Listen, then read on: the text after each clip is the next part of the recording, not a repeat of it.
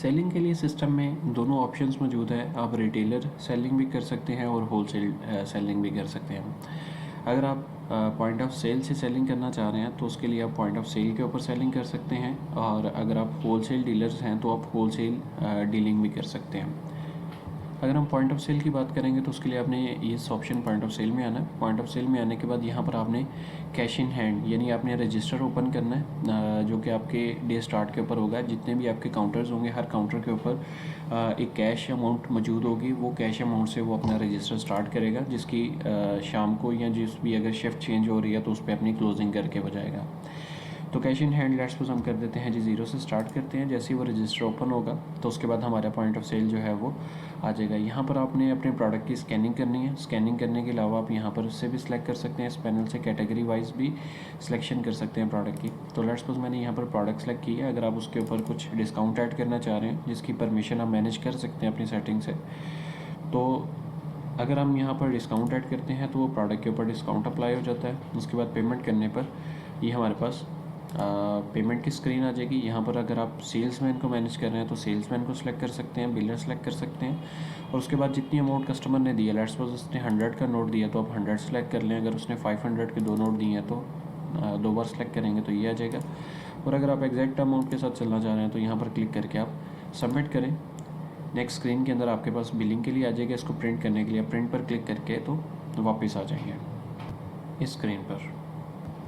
Selling के दौरान अगर आप कोई कस्टमर आपके पास परचेजिंग की मज़ीद कुछ आइटम्स लेने के लिए जाता है तो आपने लेट्स सपोज उसकी आइटम्स वगैरह सेलेक्ट की हैं तो आप उसका बिल सस्पेंड कर सकते हैं, ताकि आप नेक्स्ट कस्टमर का पहले बिल बना लें और उसका बिल जो है वो आप बाद में बना लें। तो उसके लिए हम सस्पेंड पर क्लिक करके तो उसको एक रेफरेंस नंबर दे के सस्पेंड कर सकते हैं। लाइक मैं यहाँ पर एक रेफरेंस नंबर देकर इसको सस्पेंड करता हूँ। मेरी बिलिंग स्क्रीन अगेन एम्प्टी हो जाएगी और यहाँ पर मेरे पास सस्पेंडेड सेल्स के अंदर उस रेफरेंस पर जब मैं दोबारा क्लिक करूँगा तो ये मेरा बिल ऑटो फिल हो जाएगा। दूसरी सेलिंग मैकेनिज़्म हमारे पास नॉर्मल सेलिंग मैकेनिज़्म है। उसके लिए आपने सेल्स के सेक्शन में आना है। यहाँ पर आपने ऐड सेल पर आना है। ऐड सेल पे आपने रेफरेंस नंबर और बिलर सेलेक्ट करेंगे। यहाँ पर हम कस्टमर सेलेक्ट करेंगे जिस कस्टमर को हम सेलिंग करने लगे, और उसके बाद यहाँ पर हम प्रोडक्ट डालेंगे।